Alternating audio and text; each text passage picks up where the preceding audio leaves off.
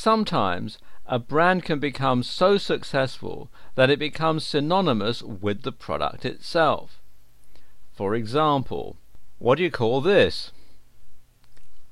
Well, in the UK, most British people would refer to it as a Hoover, even if it isn't actually made by Hoover. In fact, this particular drawing here looks suspiciously like an Electrolux vacuum cleaner, but a lot of people would actually call it a Hoover, and that's because when vacuum cleaners were first introduced, the most popular brand was a Hoover. And you can see here's a rather ancient looking Hoover vacuum cleaner, but that was where the origin came from.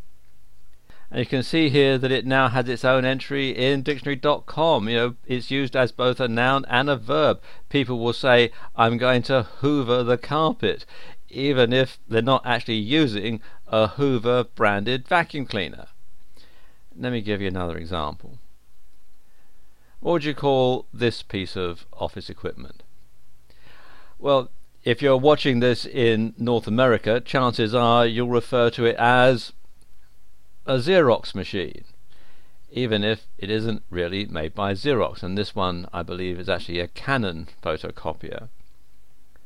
And here's actually one that's made by Xerox.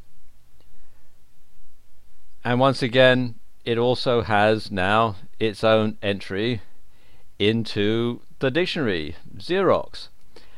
It can be used as a trademark, and it's a brand name for a photocopier machine. It's a noun, a copy made on a xerographic copy machine. It can be called, here we have a Xerox of whatever. And just like with Hoover, it can also be used as a verb. I'm just going to Xerox this document for you. And a more modern example from the online world is, well, this one. What do you do when you want to look something up online? Chances are you Google it. And again, of course, Google now has its own dictionary entry as well. Google has become both a noun for trademark and a verb. Like it says here, we Googled the new applicant to check her background. And it can also be used as a verb with an object as well. We can Google something for you. So Google has now become synonymous with doing a search for something on the internet. And all this can be a double-edged sword.